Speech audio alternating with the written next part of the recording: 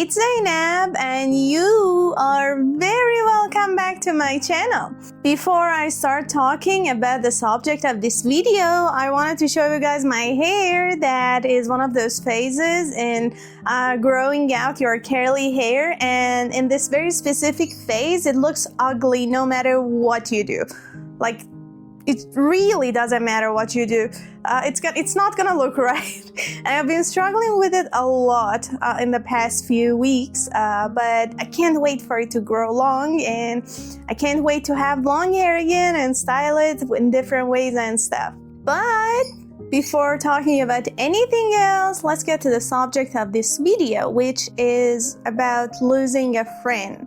You know, we all have important people in our lives, and some of them come and go and just teach us a lesson on their way. Some of them come and stay for the rest of our lives, and some of them just keep us in the middle, keep us hanging. They make your life somehow more complicated than it already is, you know, on this planet. I want to talk about a friend of mine that kept me in the middle for some time, and then I just decided to end the friendship. Not officially, like it's not like we had a fight or something and we were like, all right then, I don't want to see you anymore. No, it happened like in a slow but gradual way. That's the subject of this video, and I hope that you will never experience it. However, it happens to everyone, I believe, but I hope that even if it has happened to you, you could deal with it easily, go past it, and just live the happy life.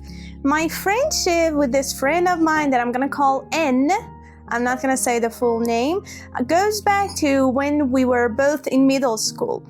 You know, back in the day, I was a nerdy girl, I was a gamer, I was reading books all the time, and not everyone was in that phase, you know? People were listening to Taylor Swift my age back in the day, or they were so into Twilight series and something. I was like reading Pendragon or Darren Shawn books, or I was playing Resident Evil and a whole lot of other games on my PlayStation and my PC, so I didn't really have anything to talk about with the rest of my classmates until Anne showed up at school. Even though she wasn't a gamer, she was a metalhead, and because I was listening to rock and metal all the time, as soon as we figured out that we are both into this type of music, we became besties in a matter of weeks, and we started hanging out a lot, like after school, or we would go to each other's houses, we would talk on the phone a lot, and basically spend a lot of time with each other because we had so many things in common. We were both writers back in the day, like we would write stories in that genre that we both liked, and like so on and so forth, basically having fun. Until for some reason that she told me that it was her dad going bankrupt. They moved to a city nearby, so we weren't going to the same school anymore, but we would still talk on the phone and stuff. After I think a year or so, she came back to where we were going to school together. It was like during summer, and the schools were closed. I don't know where on this planet you live, but in my country, the whole 3 months of summer, the schools are closed and students don't go to school anymore. So it was summer, and they came back, and the next month schools would start, and this time we moved to the city nearby, the same city that we are living in right now. But we didn't really have the chance to spend that much time with each other, but still we would talk on the phone, and I would go to the city that we were both in back in the day and spend time with her, like hang out with her, and like we somehow tried to keep up with the relationship that we had until we started going to university. I think it was one grade before you, and I think I was in pre-university, that slowly and gradually we lost contact with each other. We weren't in touch anymore. Maybe because we just got too busy with the entrance exam of the university and stuff, but once we started going to university, we basically weren't friends anymore. Like, we weren't talking, hanging out, or anything. But we're following each other on Instagram. I think it was the second year of the university, if I'm not mistaken. She met the love of her life. No, it was third? No, it was the second. She met the love of her life, and I was seeing their images on Instagram and being so happy for them until I met Reza, my husband. It was during that time that I saw that she posted something on Instagram, and I left a comment, and she sent me a message, and we're like, oh my god, how are you? I missed you, this, that, started video calling, started meeting up again. At first, it was just me and her, and after that, me with Reza and she with her husband. Like the four of us would hang out with each other. And we're really having a good time, an amazing time. Because like we're going to cafes together even though we weren't living in the same city, or we would go to their house. It was basically like we reunited after a very long time, until here came the idea to all of us to decide to move to another country. We started applying for everything and stuff, and they got their visa for Denmark. I remember that like her husband had to leave earlier, so she had to stay here until her visa came, and I would just make sure that she is not under that much pressure because she's not with the love of her life. They've been together for years now. Like I was very worried for her. I would go to that city just to spend time with her, keep her busy, keep her mind busy so that she won't miss her husband for like that much, like get her mind off of all the missing, all the what will happen to my visa now thingy. We were supposed to hang out before her visa came as well. But as soon as her visa came, she said that I want to spend time with my family before leaving, like her mom, dad, siblings. And I was like, all right, then it's very understandable, very understandable. I'm gonna come to the airport and say goodbye to you. And she was like, no, I really want to like spend the last moments with my family too. And I told her, I'm just gonna come with Reza, give you a hug, say bye-bye, and go so that you can spend time with your family. And again, she was like, no, I don't think so. I don't think that's a good idea. I was like, okay, I'm not in her place because our immigration process didn't go that well. So I was like, all right then, it's fine. I understand. I didn't go or hang out with her then, but I saw that she's been posting photos on her Instagram from her hangouts with her other friends. I was like, that's her choice. Like, I came back after a very long time. I believe these people had been friends with her for all those years that I was in there, so that's okay, that's okay. I still believe that it was okay back then, but it's just the beginning of the thing that I want to tell you, that why I ended this friendship with her. She left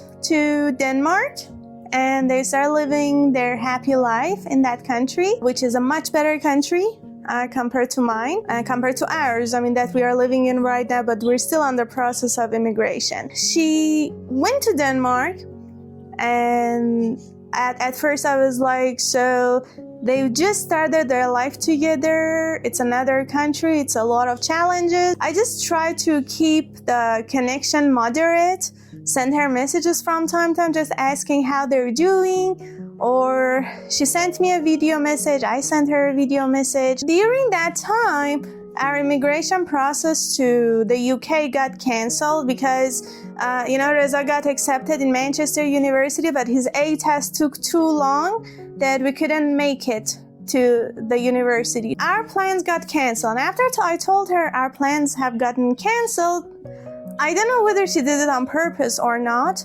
but she started talking about how good everything is there.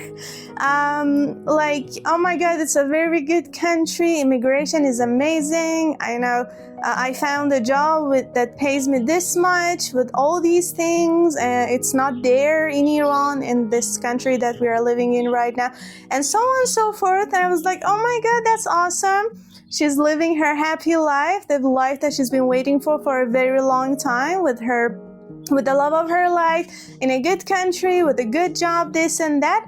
And after a while, in the middle of our talks, I started telling her stuff about the things that I'm doing. Like, I'm going to art class. And her answer was, as you know, my drawing and painting is very good, so I'm just practicing some super realistic techniques. And I was like, okay, that's good. Or I told her, like, I've started my online shop. I'm selling handmade bracelets. And in answer, she told me, yes, there's this place that I can easily go and sell the bracelets that I make to.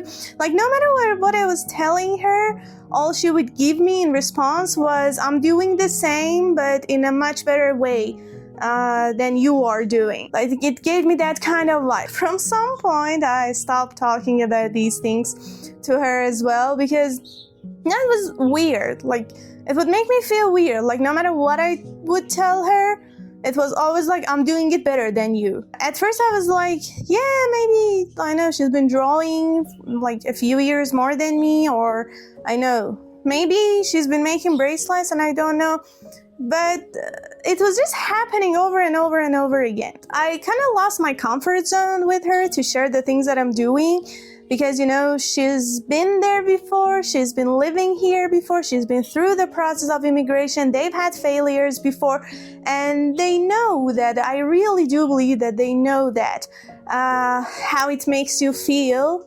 Like, instead of comforting others about, like, oh my God, that's awesome, that's great, you're doing amazing, there would be just like, I'm living in a better place and I'm doing everything better than you. Until the war between Iran and Israel started, something very weird happened, and what happened caused me to think, like, I don't think I'm comfortable enough with her for us to be friends. What happened was that the war started, and she did send me a voice message like, I hope you're doing okay, I hope they're not bombing your town and stuff. And I sent her a voice message which she didn't see. The way I figured out that she didn't even see or listen to my voice message was, after a few days of war, we didn't have internet for, I think, 2 weeks or something. There was absolute no access to the internet, so I couldn't check my social media. I don't know whether you watched this video or not. If you haven't, I would appreciate for you to go watch it, because in that I'm like talking about what happened during the war between Iran and Israel to me mentally, and how our life plans got canceled, like going to Finland or going to my dream music festival in Turkey. With everything that rained on our heads here in this country, once we had access to the internet again, once they stopped the war, I went and I saw that she hadn't even checked the message in which I told her whether I'm okay or I'm dying because I know Israel bombed our house or something. She hadn't checked out my voice message.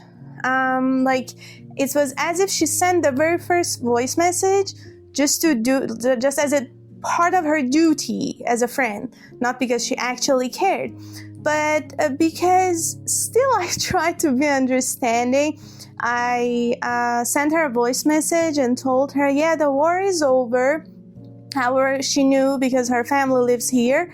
And I told her the war is over. We couldn't go to Finland because the banks, I know the exchangers, everything shut down and we couldn't get our documents ready. I couldn't make it to my dream music festival, which was the Headbangers Festival in Turkey. Again, because I couldn't buy the tickets. All the flights were canceled, even if I could. What I got in response was awful. Even right now I'm talking about it, still breaks my heart, because sometimes you think that people care about you, and when they suddenly show in a bold way that they don't, it just hurts you a lot, especially with a friend that you were besties for like 16, 17 years. That's so many years. Like, there was just a 2-year gap in between or something. When I told her that everything got canceled, I've been crying because I couldn't make it to the Headbangers Festival in the past 3-4 days and stuff. I received this text message in which she told me, war destroyed everybody's plans, and I can't send you a voice message right now because I've gone to Guns N' Roses concert and I enjoyed it so much that I was screaming all the time, and now my voice is too hoarse, so I can't record a voice message. You know, it hurts. It just hurts to hear it from a very close friend of yours. Because I received that, I went to Guns N' Roses concert, enjoyed it so much, so I screamed a lot, and I can't talk right now because my voice is hoarse.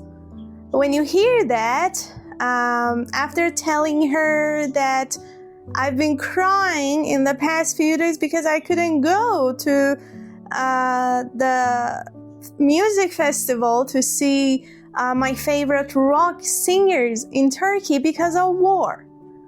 That's just not how you talk to people that you care about or even don't care about. Come on, I've been through war. I lost a lot. That was like another wound on the fact that I couldn't make it to that concert. To the fact that my life plans got canceled. I should have been in Finland like 2-3 weeks after we got access to the internet again. But I was like, okay,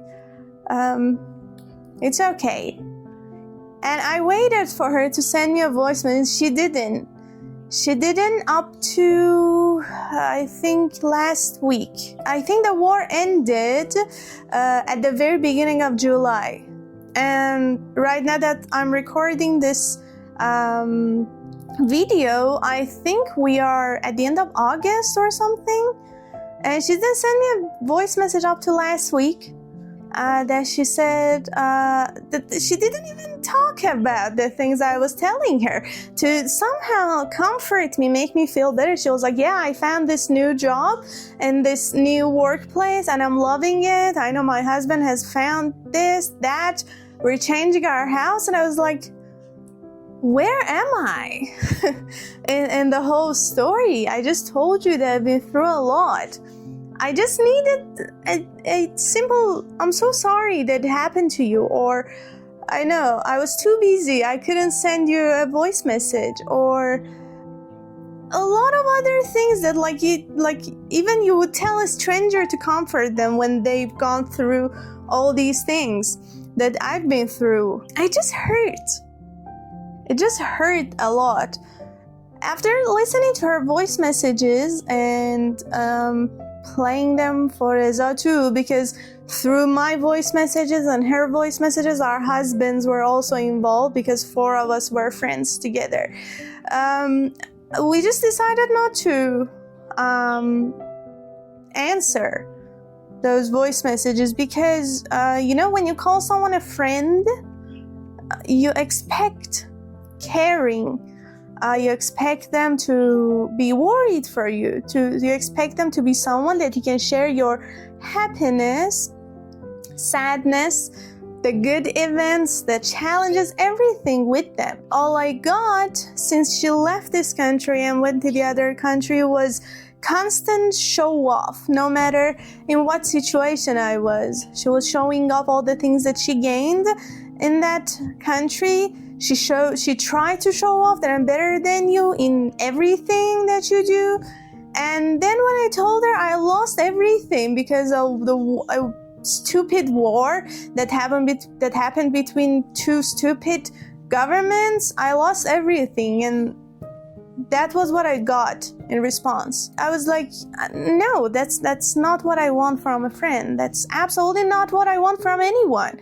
Like if I go tell my story to someone on the street, or someone comes and tells me their story and it's sad, I try to comfort them. That's what we are supposed to do for each other. No matter whether we're friends, family, relatives, strangers, we should help each other. We should be the helping hand for each other because living on this planet is already too hard and challenging. That is what happened, and that was the very unpleasant story that I had with my oldest bestie.